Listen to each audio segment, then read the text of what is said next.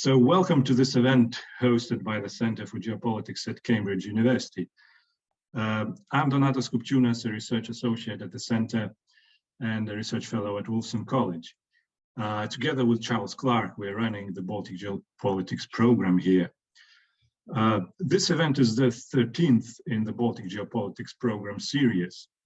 And today we will be discussing external influences in the Baltic state building after the Great War. The concept of this panel is rather straightforward. Those who are familiar with the national histories of the three Baltic states can immediately spot a common thread between them. We can read about the great local political or military heroes, the great battles, and everything that emphasizes the agency of the Baltic nations themselves, which is all good and well and has its place. But we know much less about the external factors that conditioned Baltic statehood, and our panel today is an attempt to contribute in filling this gap. So today we've got 100 participants who have registered to attend this event. Academics, politicians, diplomats, and even the former president of one Baltic republic among them. This can only indicate how vibrant and promising the field of Baltic studies is. So without any further ado, let me introduce to you our first speaker, who is joining us from Lithuania. Dr. Tomas Balkelis is a senior research fellow at the Lithuanian Institute of History in Vilnius. He received his PhD in history at the University of Toronto. He worked at the universities of Manchester, Nottingham, University College Dublin, and he was also a visiting scholar at Stanford University. From 2014 to 2016, he led an international project based at Vilnius University called Population Displacement in Lithuania in the 20th Century. Dr. Balkelis is particularly interested in the modern history of the Baltic states. His research interests include nation building, national myth-making, and conspiracy theories, memory studies, population displacement, and paramilitary violence. Dr. Balkelis is a historian who took a detour around the canon of nationalist historiography in Lithuania and who approached those issues from a much wider perspective. He's the author of two major reference works on the Lithuanian state building, both of which are actually available in English. The first is called The Making of Modern Lithuania, that was published by Routledge in 2009. And then most recently, War, Revolution, and Nation Making in Lithuania, 1914 to 1923, published by the Oxford University Press in 2018. He has also co-edited a volume on the population displacement in Lithuania in the 20th century, and his articles have been published by journals such as Past and Present and Contemporary European History. Today, Dr. Balkelis will talk about the forgotten constitution of the Lithuanian monarchy in 1918, where he will touch upon the German factor in the Lithuanian state building. So Thomas, it's great to have you with us, and the floor is yours.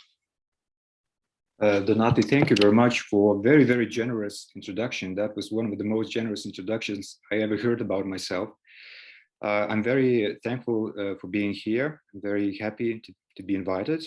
And I will be talking about the forgotten constitution of the Lithuanian monarchy. My task here is to talk about the influence of Germany on the emergence of independent Lithuania. So today I would like to remind you of this forgotten constitution, which was closely linked to plans of the Lithuanian national elite to restore statehood by the end of the Great War. Actually, I will be talking about the period of the Great War, not the end of the Great War. So I'm referring here to this constitution of the Lithuanian monarchy, the document which the Council of Lithuania, or Taryba, approved on 4 June 1918 in Vilnius, so still under German occupation. So on 11 July 1918, the Council declared Lithuania a constitutional monarchy. It also elected as its king the God-fearing Catholic German, 44 years old Duke of Württemberg, Wilhelm von Urach, After his election, he was named Mindaugas II, in direct reference to the medieval Lithuanian king Mindaugas, who ruled in the 13th century. First, I will briefly remind you of the circumstances of the emergence of this Lithuanian monarchy, and later I will try to look at the contents of the constitution and speculate on the question what future it promised to Lithuania. It's a very interesting document and completely forgotten.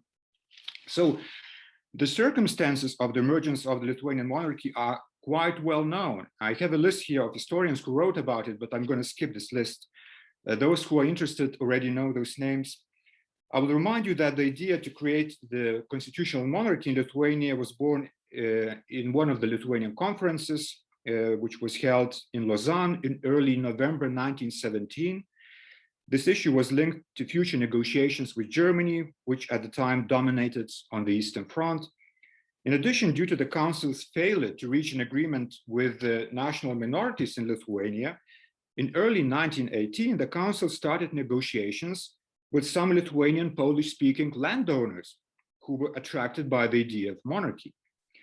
At the time, it seemed to the members of the Council that it will be Germany that would dictate the political order after the war. As a leader of Taryba of the Council said at the time, quote, Smetona, quote, if we want to go with Central Europe, we need a monarchy, end of quote. However, it was, first of all, the intentions of the German government in the spring of 1918 to attach Lithuania and Kurland to Germany through personal unions and so-called conventions that have led to the emergence of Lithuanian monarchy. The Reich leadership planned to unite Lithuania with either Prussia or Saxony. Joachim, the son of Kaiser, was originally intended to be the king of Lithuania. Soon, however, in mid-April 1918, the throne of Lithuania was promised to the Duke of Saxony, Friedrich Christian.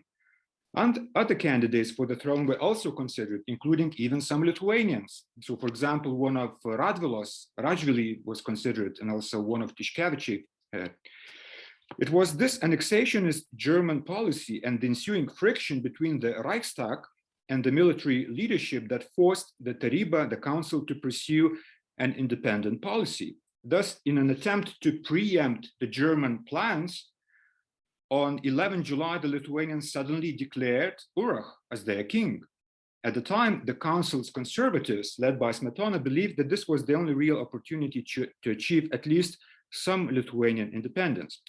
So let me just remind you that this decision brought quite painful consequences. The first thing was that in the vote on the monarchy, the council itself split into two halves, 13 against 8. In protest, 4 left-wing members left the council. They were replaced by conservative members. The German reaction was even more painful.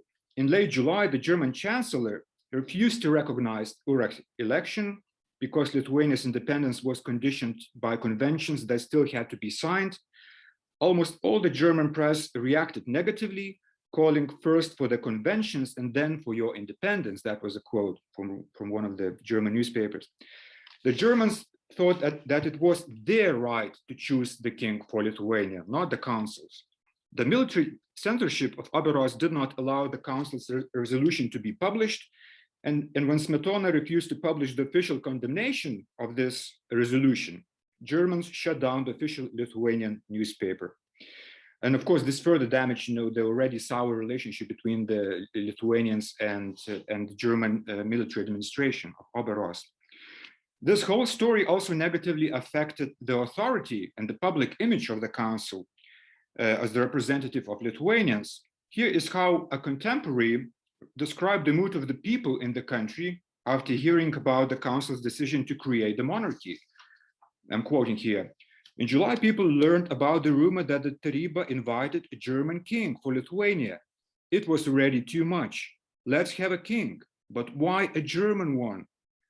This decision damaged the reputation of the Taryba among the public, end of quote.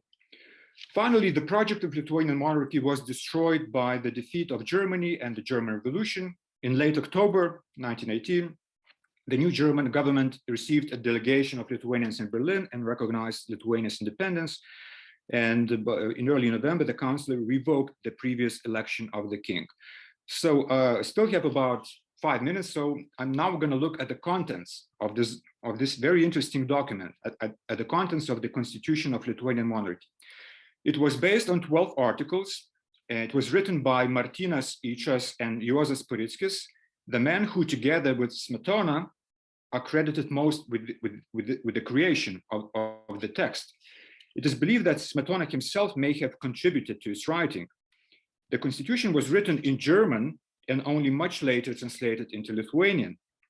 It stated that Lithuania would be ruled by a king with his appointed ministers. All ministers were to form a government to be headed by the president.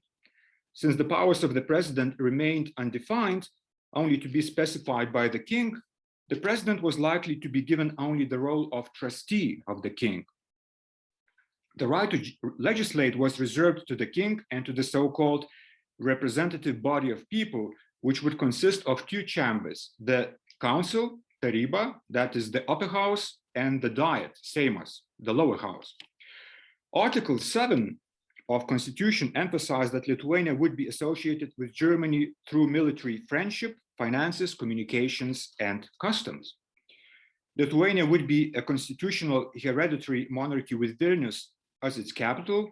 Its state religion would be Catholicism, and its state language, Lithuanian. The king was obliged to educate his children, quote, in the Lithuanian spirit, and to live in Lithuania for at least 10 months every year. For some reason, Lithuanians, unlike Germans, were forbidden to carry the titles of foreign nobility, such as duke, count, baron, and others. The king of Lithuania also had the right to print money and declare war and peace, but only if these decisions did not contradict the policies of German Reich. And every law had to be approved by both the king and both houses. Both chambers, the council and the seimas, the diet, were recognized as equal, but the king and the council had the right to dismiss the seimas. Meetings of both chambers were to be held in public. Members of the chambers enjoyed full legal and disciplinary immunity. The 93-member seimas was to be elected by a universal, direct, and secret ballot for 5 years. Every Lithuanian male at the age of 24 who lived in his parish for at least a year before the election had the right to vote. However, the voting right was not granted to women, and also to those who were bankrupt or received social benefits from state or church funds. Interestingly, the council, the upper house, had to be elected and appointed for as long as 10 years. Its membership included an adult heir to the throne and other royal princes, Catholic, Uniate, Ruthenian bishops, 2 professors from Vilnius University, 12 members appointed by the king, and 24 members elected by the seimas, all older than 30 years old. So half of the parliament of the diet was not elected. It was appointed by the king. So I'm jumping now to my kind of summary, to what do you make of this? To summarize, I think it is quite obvious that this constitution would have established a completely different, first of all, less democratic political order in Lithuania from what we had, eventually in late 1918. This would have been the political system in which about half of the population would have no right to express their political will. I'm referring here to women. This would be the political system dominated by the ruling German elite and a handful of Lithuanian monarchists. In this monarchical Lithuania, the interests of large landowners would probably have been protected, and the land reform, as we know it today, would have been much more moderate, if not possible at all. National minorities are not even mentioned in the constitution. All population of Lithuania are called Lithuanians, which is very interesting. This suggests that the minorities would have had no political rights as minorities. Only religious subjects were allowed to be taught in schools in non-Lithuanian languages. But most importantly, the constitution bluntly confirmed Lithuania's dependence on Germany. I'm referring here to this Article 7. Thus, it is almost impossible to call it the constitution of independent Lithuania.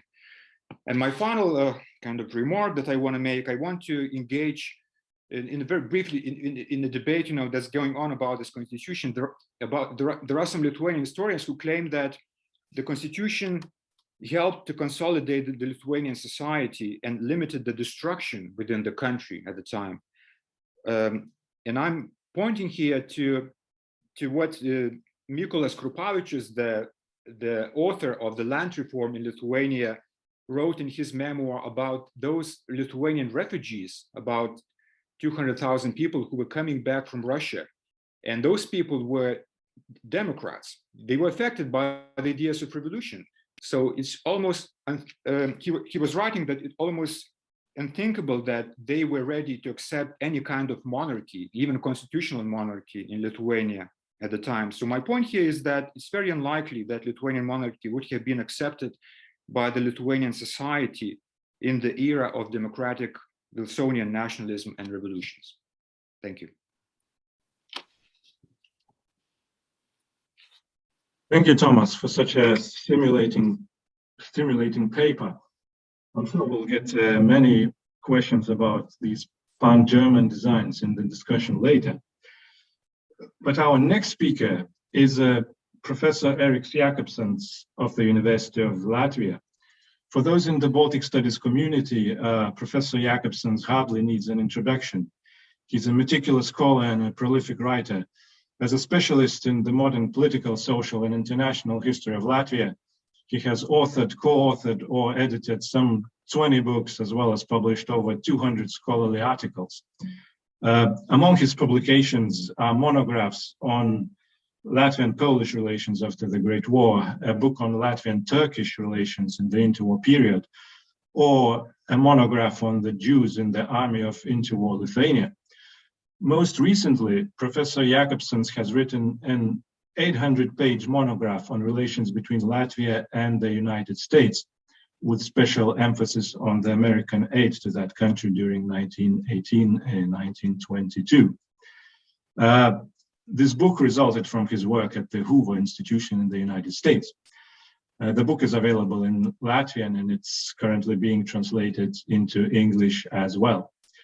So today it is our great privilege to have with us the authority on Latvian-American relations.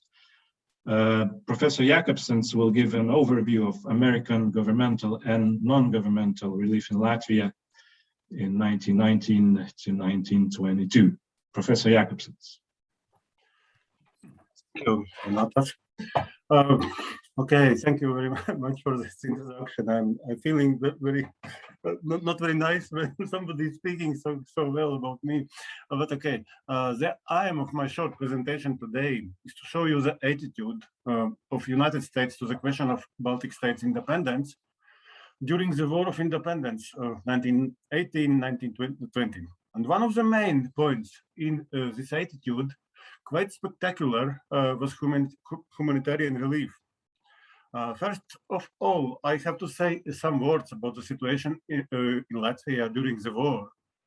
I will do it really shortly, but without that, the role of Americans as an example of allies, presence, and interests in Latvia, in Baltic states at all, also the complicity of their tasks will be not understandable fully.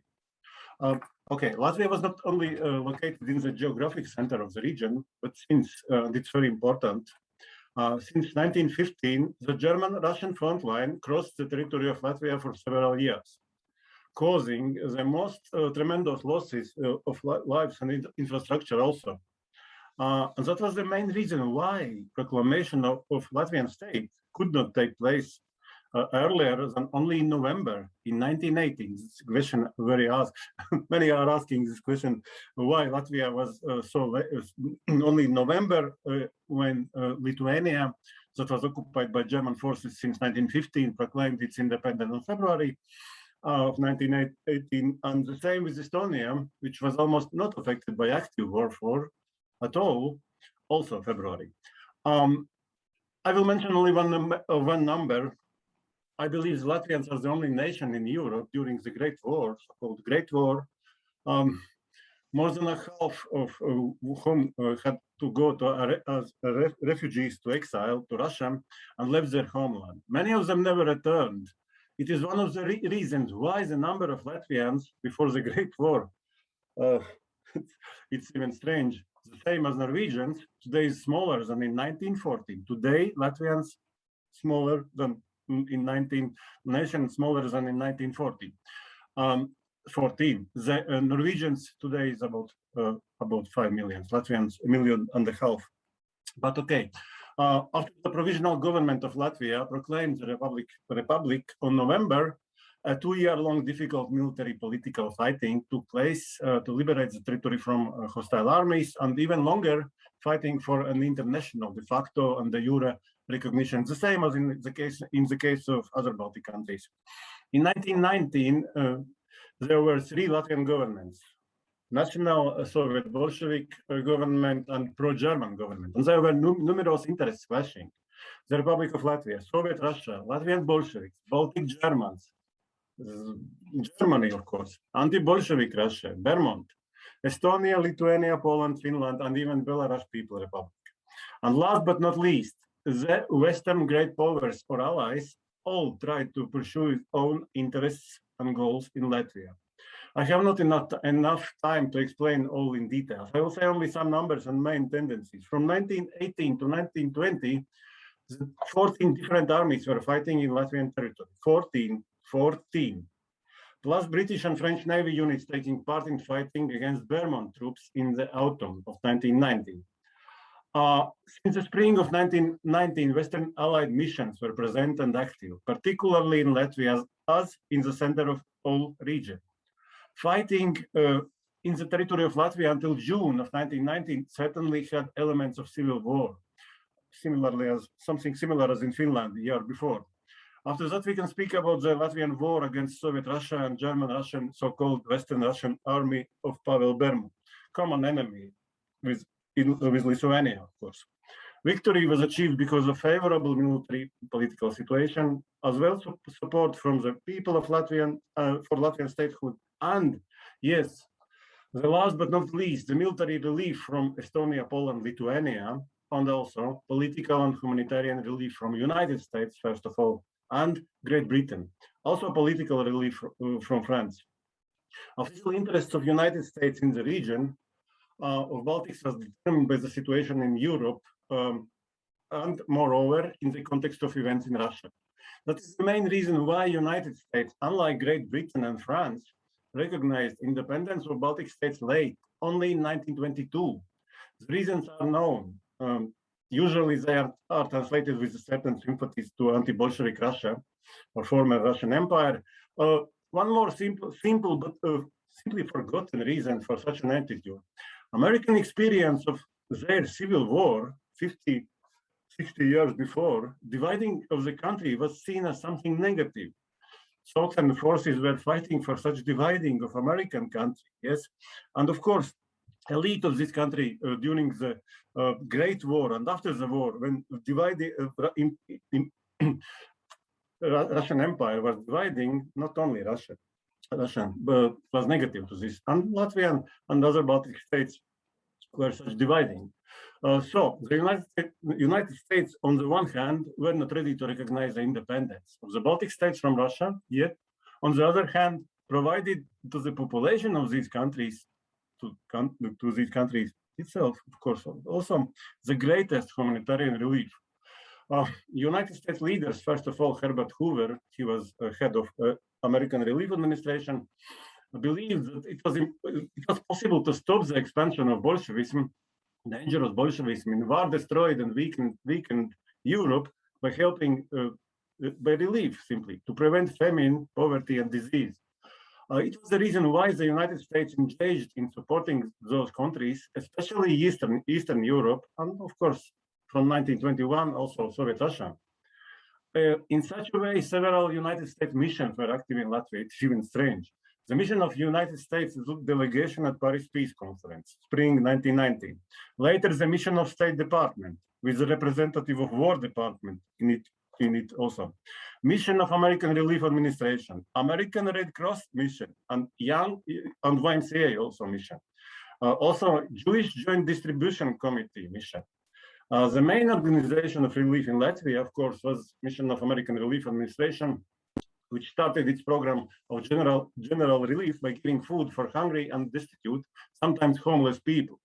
The main task of the organization was donation of food supplies, in such a way securing the United States market after the war also, unceasing humanitarian disaster that endangered many countries, particularly in Central and Eastern Europe. In April 1919, the ARA started its activities in Baltic states as governmental institution. It's important.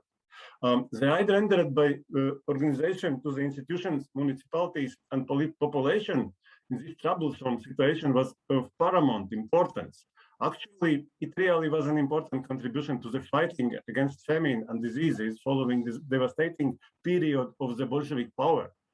In the most complicated period of the war, in the summer of 1919, Americans fully witnessed the complicated sanitary and food situation, as well as military and political situation at the time. When Germany, local Germans, Andrius Niedra pro-German government, and the Latvian provisional government under the leadership of Ulmanis tried to get control over liberated from Bolshevik territories and sometimes clashing between themselves. In August 1919 program of general relief was completely switching to a non-governmental children relief program from the same ARA. From the summer of 1919, also non-governmental American Red Cross took part in rendering help to the citizens of Latvia. Actually, it was the most important American non-governmental, not official organization in this case. Also, the American Red Cross helped to abolish the hard ravages of war and poverty. The free support rendered by the Americans to inhabitants and soldiers of Latvian army with supplies of food, clothes, and medicines was very important, and those who received it remembered Americans exactly in the connection, long after the war. During the given period, the American Red Cross supplied the needy inhabitants of Latvia and other European countries, mainly with humanitarian aid. Medical institutions and civil and military department were provided with medicines and inventory, etc. Besides, special American Red Cross hospitals and dentistry clinics were opened in different parts of Latvia. American support during the typhus epidemic and other diseases saved the life of many civilians and soldiers. Actually, some Americans died in this epidemic diseases. ARA and American Red Cross continued work in Baltic countries until 1922. Yes, completely for free. For the food of general relief, Latvians, Estonians, and Lithuanians, governments, of course, had to pay so-called war debt. But in the case of Latvia, it was about $5 million. But I have to say, till 1940, only percents were paid. I hope I'm not provoking some American officials to remind our governments about forgotten debts, but I had to say it. Okay, I believe I'm close to 10 minutes, maybe. I will end with some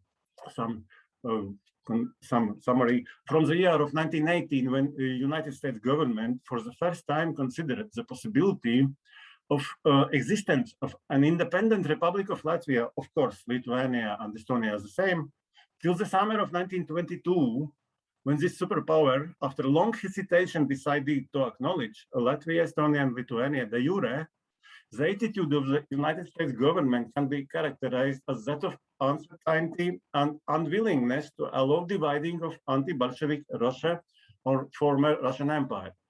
The United States showed great interest in the Baltic states because these countries had borders with Soviet Russia. But still, humanitarian aid of the United States non-governmental organizations was also of great importance. The extent and character of this support is well exemplified. Latvia is a good example of this. The positive attitude towards the United States and Latvia during all interwar period and other countries the same was largely because of the efforts of just these organizations. Of course, I was very shortly. Thank you.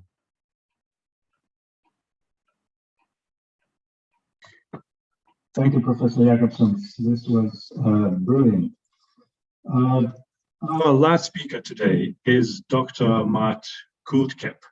He's an associate professor of Scandinavian history and politics at the Department of European and International Social and Political Studies, and also at the Department of Scandinavian Studies at University College London. Dr. Kudkapp got his PhD from the University of Tartu in Estonia. His primary research focus is on 20th century Scandinavian and Baltic political history, with a particular interest in Baltic Scandinavian contacts and the transnational history of the Baltic Sea region. Dr. Kudkapp has written on the idea of Estonia's Nordic identity, German annexationism in the First World War, Swedish right-wing nationalism in the 19th and 20th century wars, or the war experiences of Estonian soldiers and Scandinavian volunteers. He is also interested in contemporary Baltic and Scandinavian politics, especially in foreign and security policy. Today, Dr. Kudkapp will shift our focus to the transnational dimension of the Baltic state building, and we'll talk about the League of Nations and the security policies of small states in the Baltic Sea region after the First World War. Mart Kudkapp. Thank you. I hope I'm audible.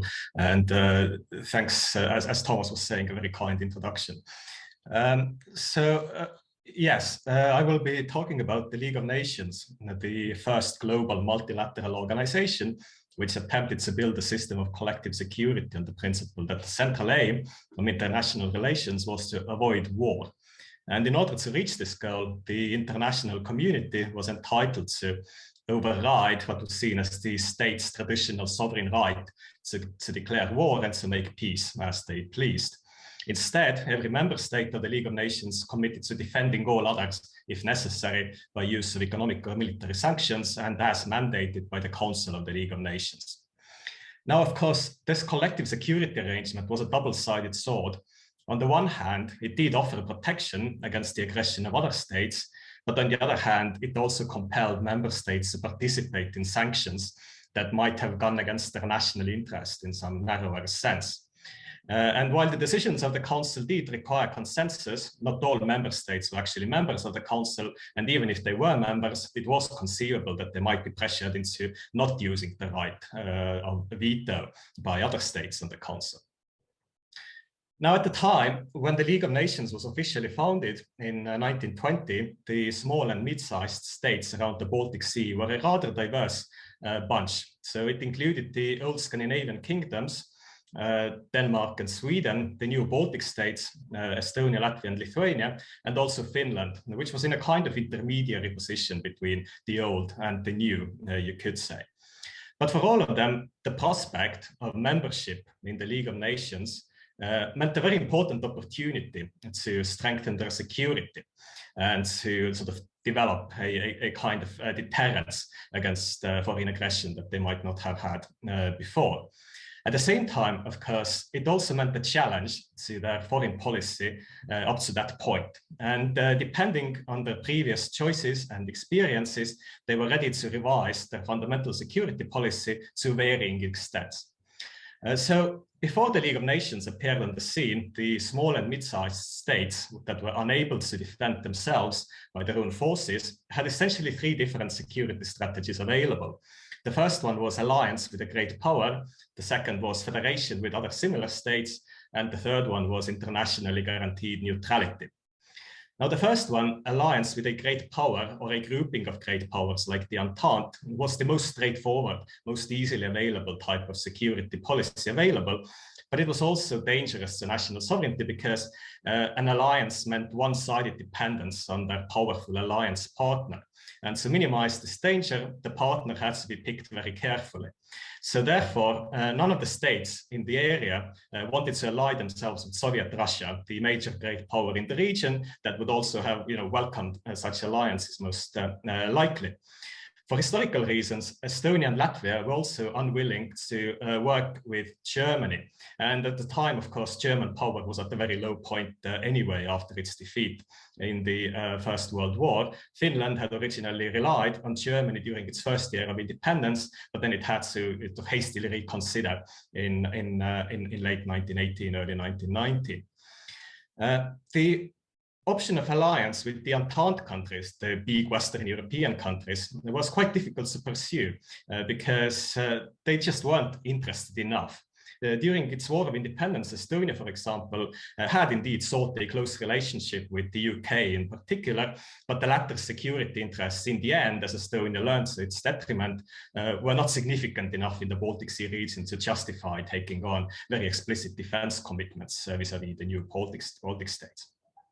The second alternative, a federation with other similar states, was, you could say, a somewhat better alternative because it avoided this direct dependence on one great power or one allied grouping of great powers. Furthermore, the small and mid-sized states around the Baltic would indeed have been strong enough to jointly put up a credible deterrent if they had, worked together. But the problem was indeed the difficulty of coordinating their different security interests and priorities, which were exacerbated by the fact that there was no one suitably strong and willing state amongst them to take on the role of being the regional leader. They did make attempts. So Estonia, which after its independence declaration had initially strived for a guaranteed neutrality, decided in late 1918 that instead it should try to build a federation of those small states known as the Baltic League, which would have enabled the states around the Baltic Sea to jointly defend their independence and interests. But this plan, of course, in spite of all the efforts that were put into it, in the end failed and only produced a very weak Estonian-Latvian defense pact that was never really put into use. Not all states in the Baltic Sea region that contemplated joining the League of Nations necessarily had to give up their former security policies completely, because bilateral or multilateral security cooperation was also possible inside the League of Nations. And from their point of view, it was indeed welcome if it didn't go against the collective security arrangements. But it was the third alternative, neutrality, that posed a more fundamental problem because it was deeply incompatible with the ethos of the League of Nations itself and in the end contributed to its demise.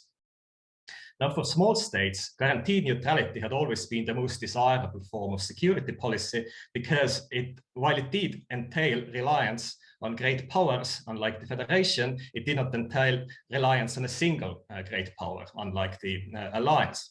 And a good example of successful guaranteed neutrality at the time was, of course, Switzerland, which had managed to stay outside of the World War. But there was also a bad counterexample in Belgium, which had had its neutrality breached in the early stages of the First World War, and with the result that the war was actually significantly broader. And even after the war, Belgium preferred not to return to neutrality, and instead it concluded a defense union with France. And there was a general skepticism after 1918 towards the prospect of neutralizing other and more than new states. And several of them had to give up their plans of adopting a neutrality policy. For example, Estonia had to. What was more important from the League of Nations point of view, though, was the fact that neutrality was just incompatible with the principle of collective security itself.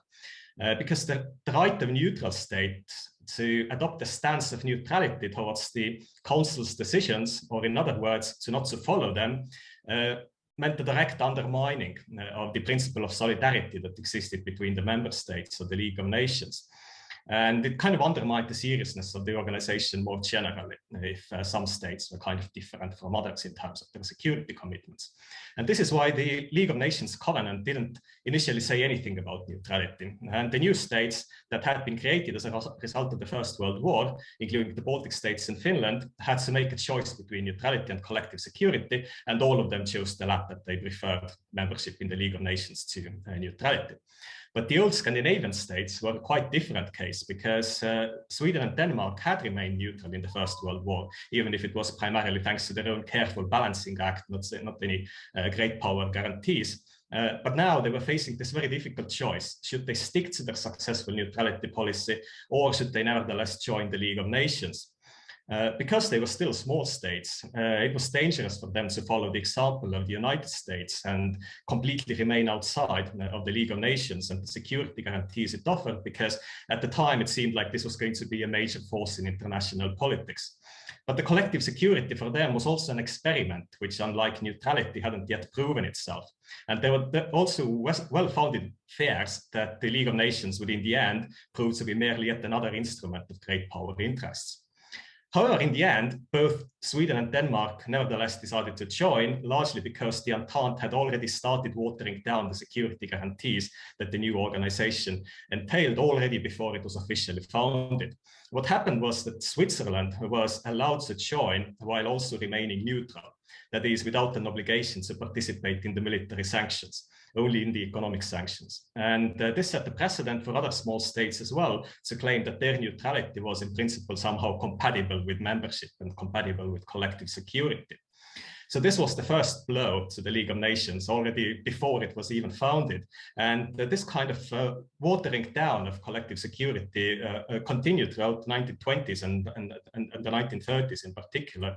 The central paragraphs in the League of Nations Covenant were watered down more and more. And this, of course, accelerated towards the end of the 1930s in the very tense international situation then. So in 1938, both the Scandinavian and the Baltic states declared that they considered the sanctions decisions to be entirely non-binding. And by doing that, they thought that we are going to successfully avoid being dragged into the coming war between Germany on the one hand and the UK and France on the other hand. But with one exception, of course, this did not save them for long, the one exception being Sweden, as we know. And the League of Nations, which they had also helped to dismantle by asserting their neutrality, was then, of course, nowhere to help to save them. Thank you. Thank you, Mart. This was excellent. Let me abuse my position as a chair and ask the first batch of questions. So my first question is for Thomas. How independent was this Lithuanian Vertrauensrat or Taryba? Because when you, in its decisions and in its activities, because sometimes when you read, these accounts of its workings, you can get the impression that it was just allowed to roam freely, although the whole country was under strict German military occupation. What sort of mechanisms of accountability were there, and how much they were sort of pressed to toe the line of the German occupational government? Then my question for Eriks would be, were there any tensions between the purposes and activities of American relief on the one hand, and the general American policy of non-commitment in the Baltic states in 1919? And was there any interaction and, rap over the knuckles and so on? And my last question is for Mart, and it's about Estonians, Estonian attitudes. Did Estonian political elite believe in the League of Nations, at least in 1920, and especially in its security dimension? Or were they realists from the beginning? Because again, when I read, correspondence, for instance, by Augustinas Valdemaras, who was Lithuanian sort of a political figure, a major one in that period, it's amazing how he's almost saying that there's going to be no war because the League is going to be there, and so there was this kind of momentum. So I was wondering if something similar was there in Estonia. Thank you. Shall I start the first? How independent was Taryba? It's a tricky question because it tried to be independent, but it was very dependent in many different ways. I think the best description of Taryba that I really like was offered by Joachim Tauber in one of his articles, when he described the Taryba stubborn collaborator, meaning that the Taryba itself was basically a creation of Germans, of the German military regime in Lithuania, but it was intended as an advisory body for the regime. But right from the beginning, when Taryba emerges in September 1917 and organizes its first conference, already in the conference you can track down its kind of independent line of policies, because the Taryba right from the beginning refers to the constituent diet of Lithuania as kind of the highest authority in Lithuania. So right from the beginning there is this tension with the German authorities, and so it depends, what kind of stage we're talking about, if we talk about this early stage of the Tarybos existence, it's very dependent. And the epitome, the culmination of this dependence is probably the declaration of independence of Lithuania of December 11, 1917, when the Tarybos basically is forced to recognize Lithuania's dependence on Germany. The point of conflict, I think, is definitely the February 16 Declaration of Independence, when all these restraints on Lithuanians' foreign connections are removed, and basically Lithuania is declared an independent state. Then after February, there is a period of very kind of intense conflict, when the Taryba is basically forced to follow what Germans are doing, and doesn't have much power. But also this monarchy episode also tells us, about the Taryba's effort to make an independent move and to forestall the German policy in Lithuania. And finally, if we look at the end of the war, the Taryba got what it wanted, the independent Lithuania. Though it took a while for Germans to get out from Lithuania, and they left. The German troops leave Lithuania only in mid-July 1919. So I hope I answered, your question by pointing that this independence was gained in a very gradual and painful way. Thank you, Thomas. Okay, I'm answering. Yeah, I can. Can I? Yeah. The question is very interesting because American impact on the situation, particularly maybe in Riga in 1919, was so crucial. It was impossible to separate the official mission of Warwick Green, for example, from Paris, and later commission of State Department from food missions. Yes, so-called food missions. The staff of the relief missions in Riga and Liepāja, yes, also became involved in resolving political issues. And it's important, in Washington, it was seen as something very wrong, yes, but neither was it possible to avoid political issues in aid work to the residents of Riga, for example. And first of all, because of this very difficult relationship between Baltic Germans and Latvians, for example. Another factor, Latvian Social Democrats, who hated American capitalists. It was the strongest Latvian party. And of course, in this situation, Americans found the animosity between hateness between the Baltic Germans and Latvians incomprehensible, and even tried to resolve the problem by different kind of activities. But official commission was not simply. It was the activities of some of heads of missions, for example, of ARA mission, Orbison or Ryan, Colonel Ryan from American Red Cross missions, was simply, sometimes she did she was so active in Latvian society that his relations of missions with official commission was strange. From one side, cooperation. From other side, Ryan and Orbison said openly in Latvian press, for example, particularly from 1921, when recognition was given by Western countries, Great Britain and France, that Americans are not doing right, yes? And of course, official commission was surprised. But I have to say that even official commissioner, Young, to Baltic states, I believe, he was he was sure that the activities of department are not correct by non-recognizing policy is incorrect. So the example of Latvia, I believe all maybe Baltic countries, from such point of view, as you asked me, is very good to show the animosities in American society, also between American official and non-official institutions, yes, because the biggest part of American humanitarian missions, and they were really very strong factor in Latvian interior policy even, were against official policy of Americans from Washington. And so the relations, we can see these relations in reports from Riga and also from Kaunas and from Tallinn.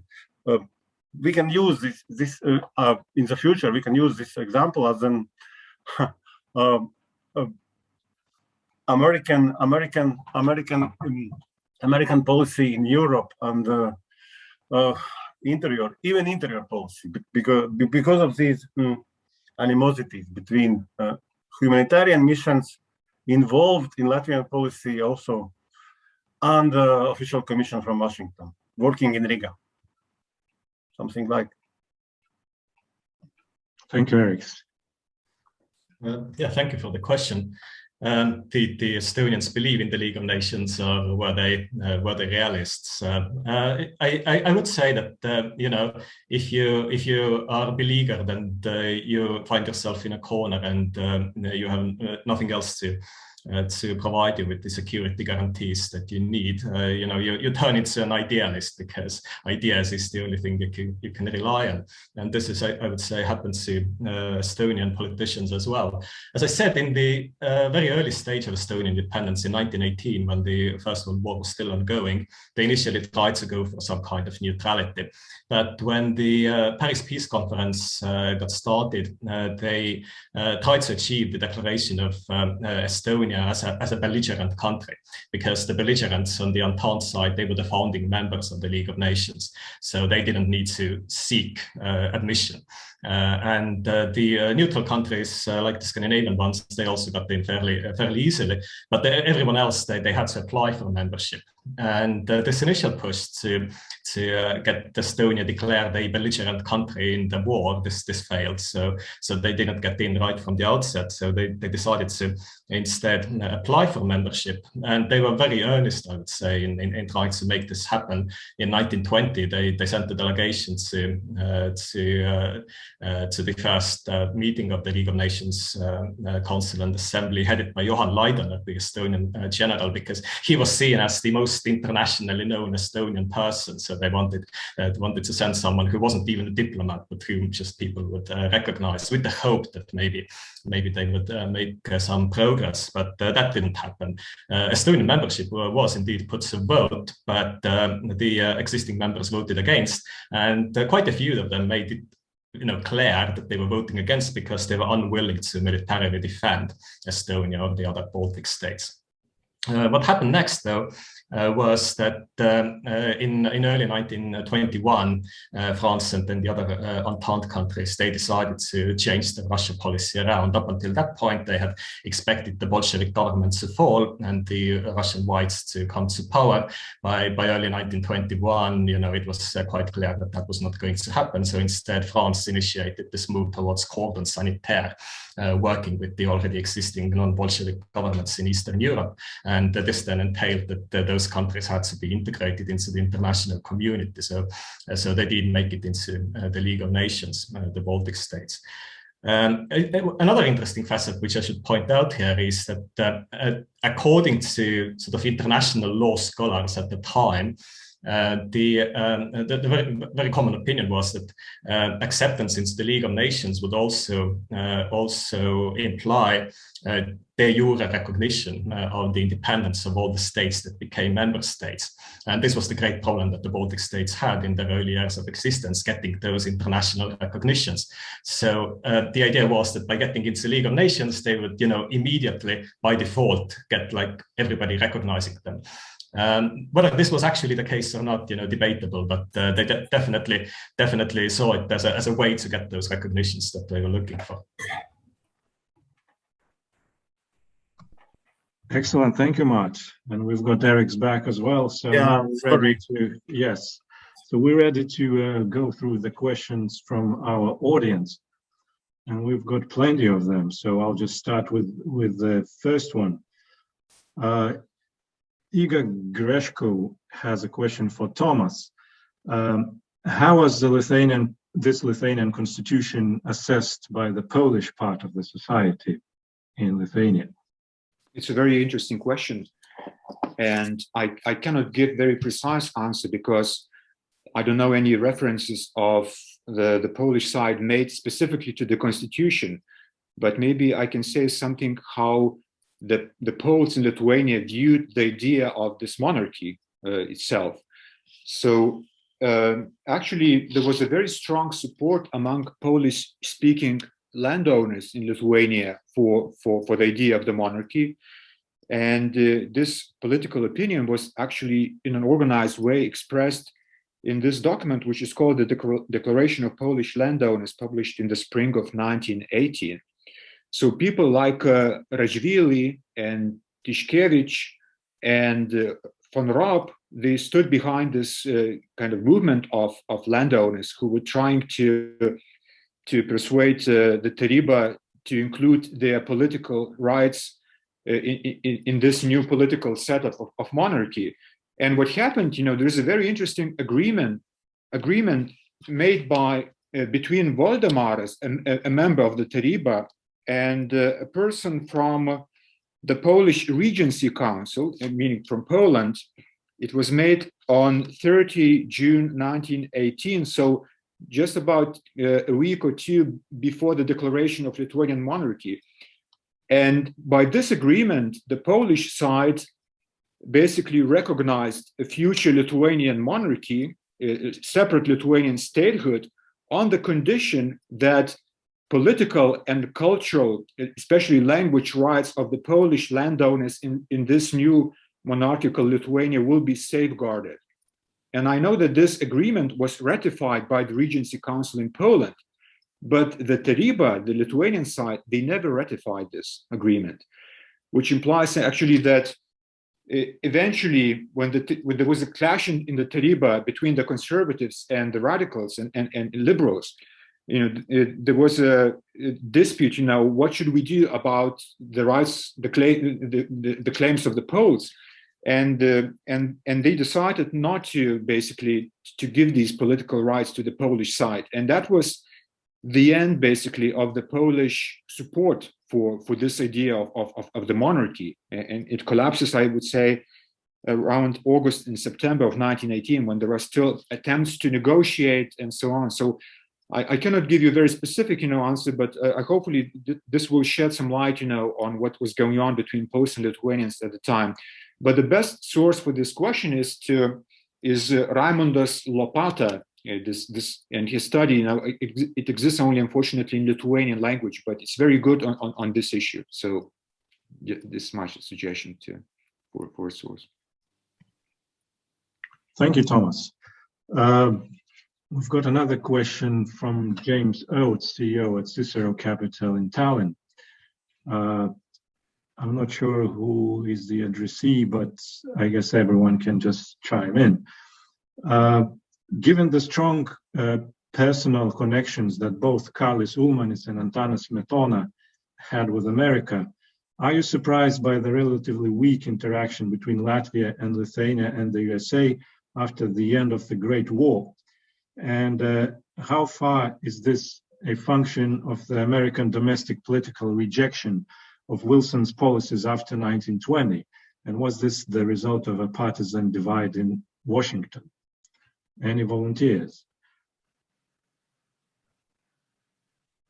I think Eriks would probably be the best person to answer this, but I can say a few words if you want first. I mean, not from the Latvian and Lithuanian, but definitely from Estonian perspective. And I don't think the Estonian perspective was all that different from that of the others. All three of them, they made huge efforts in Washington to advance this recognition issue, starting already in 1918 and then continuing right up until 1922.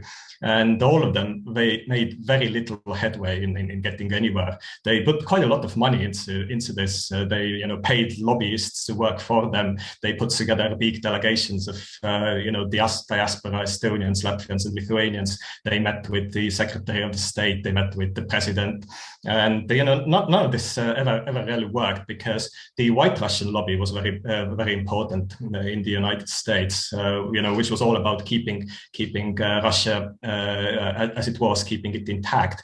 And the Americans themselves, as Eriks was saying, they didn't really believe in this fragmentation. They thought that the big Russian nation will come together once these problems are sorted out, and then we will recognize all of you, parts of democratic Russia. And so I think this is pretty much the fair characterization of all three of them, but maybe Eriks has something to say. Exactly, of course, the same. And later, after recognition, also Latvian and Lithuanian and Estonian interests in United States were not so strong as maybe we can think of, looking at Kaarlis Ulmanis. First of all, Kaarlis Ulmanis, because he was graduated from college in the United States and so on and so on. But the interests of Baltic states were not so okay, simply because of American politics to Europe, yes, isolation and so on and so on. And it was very expensive, yes, to put their not embassy, legation at that time, yes, and to pay to legation staff and to get nothing for actually very small economical connections and so on and so on. I believe that Ulmanis and his pro-American education was very good during the War of Independence. Okay, it was one of the reasons why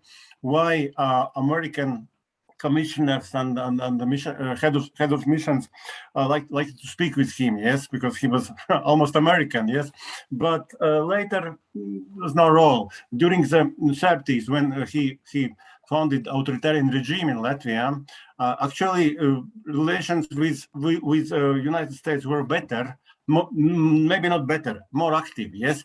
But the reason was not his personality. Yes. Simply, at the time, America was more involved in European matters, and I believe it was the reason, right? Something like, I believe it's for all three countries very similar.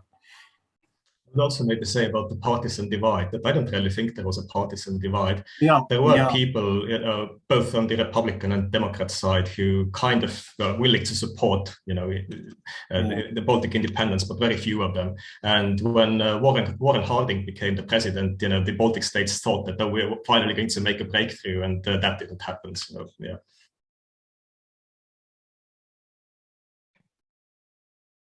Thank you. Another question from Jonathan Zemlik from the University of Cambridge.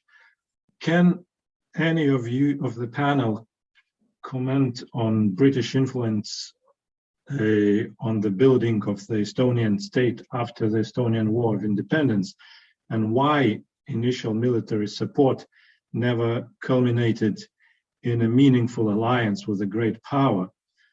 Perhaps I can give my answer and then we'll see what others has to say. So I think generally this was because the Baltic states were sort of high risk / low reward kind of thing. I think in 1919 or 1920, Curzon said that Baltic states had about 20 years to exist. So the British were kind of seeing the future in a way. Looking at geopolitics, looking at the regions, and the whole Russian factor, they kind of felt that any sort of investment wouldn't be safe. But of course, let's get some other answers. Who'd like to? I can say something because it was about Estonia. I think you're correct about the sort of predictions for the future. And of course, the British weren't the only one who believed that the Baltic independence was quite temporary. This was the general opinion everywhere in Western Europe and just anywhere outside of the Baltic states themselves. Even the Baltic Baltic states themselves, they were quite skeptical about the future, but they of course couldn't say that. But you know, almost everywhere else they would run into this problem of nobody wanting to work too closely with them, because then this would have meant that, you know, inevitably when the stronger Russia would try to take them back, this other country they had an alliance with would also be dragged into this war with Russia, and nobody really wanted that. And why would they? The important British influence on Estonian state building in this very early stage had everything to do initially with encouraging anti-German movements when the Baltic region was under German occupation before the end of the First World War. And later it had everything to do with encouraging anti-Bolshevik movements. So, you know, they were quite agnostic about Baltic independence as such. It was all about, you know, working against the enemy, whoever that might be in the moment. And to that end, you know, they were willing to do certain things that other European countries weren't willing to do. So the UK was one of the first countries to sort of de facto recognize Estonian independence already in 1918. They were the first ones to give some kind of a half-official status to the Estonian foreign delegate in London, on Speep in Morecambe Square. The British fleet, of course, very important, guarded the northern Estonian coast during the Estonian War of Independence, and, you know, prohibited any amphibious operations from the Baltic fleet taking place.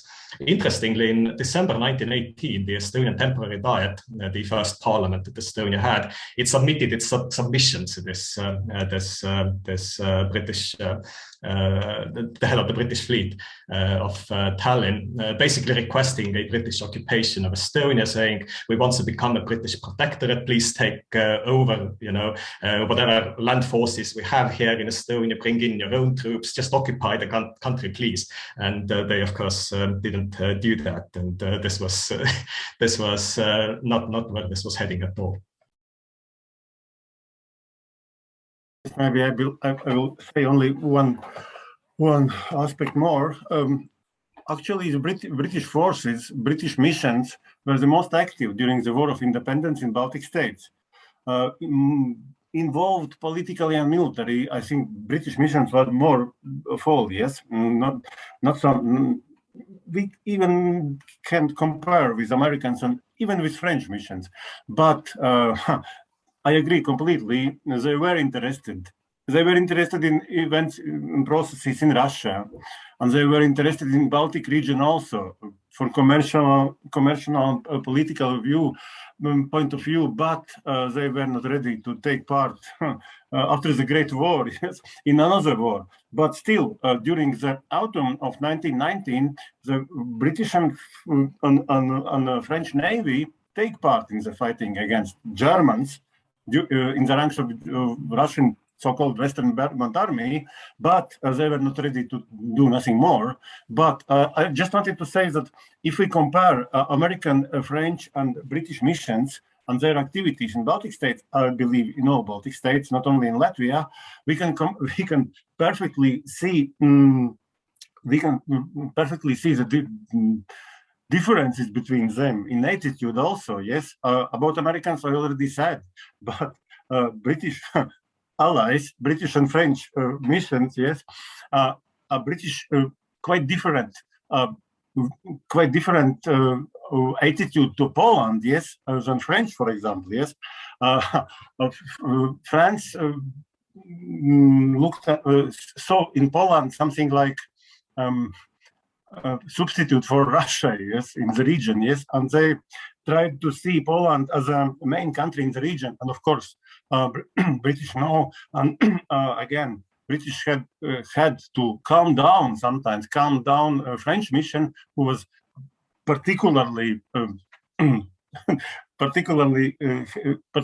hate to Germany, yes, to German activities in Baltic, yes, and so on. But yes, I agree completely. British missions and British Navy and British soldiers.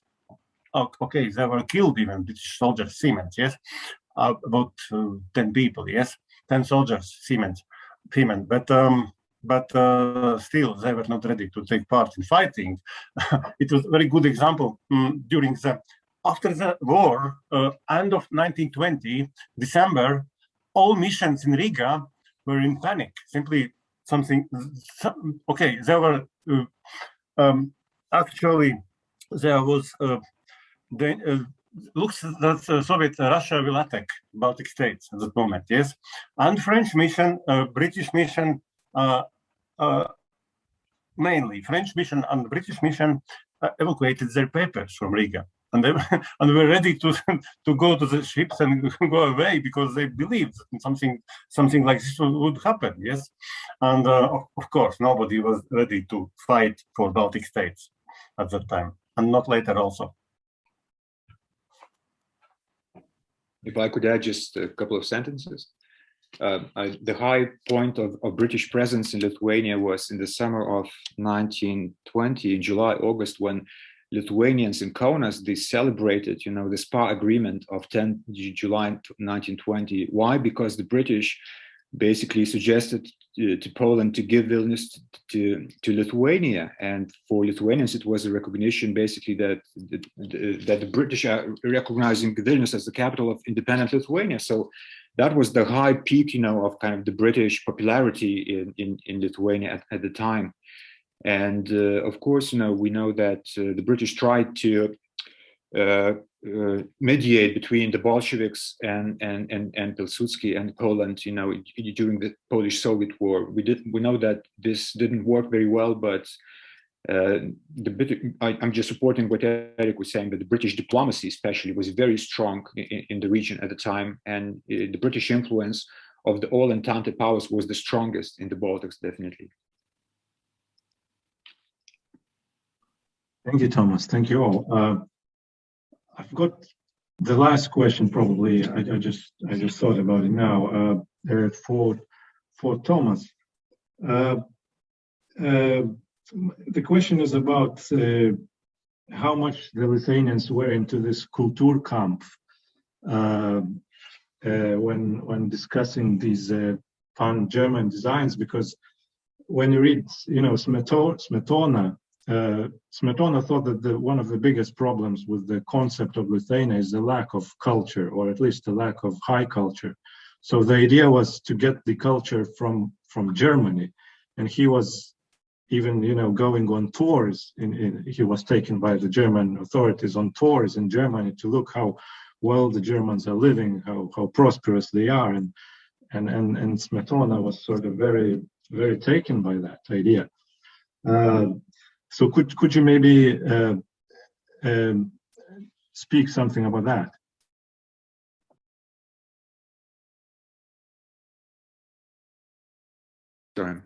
Sorry, I unmuted. So yes, Smetona was seen as a kind of very pro-German figure in the ranks of Taryba. But if we look, at Smetona's worldview, he was never really someone who fascinated with the German culture, with the German influence. He was a Lithuanian patriot in the conservative sense. His attraction to Germany was his idea that it will be Germany that will win the war, and eventually Lithuania will have to deal with Germany. So it was a very kind of diplomatic attitude, first of all. I wouldn't say that among the council's members there were people who were really into this idea of kind of German culture being brought to Lithuania. I have to remind you, that what happened during the occupation between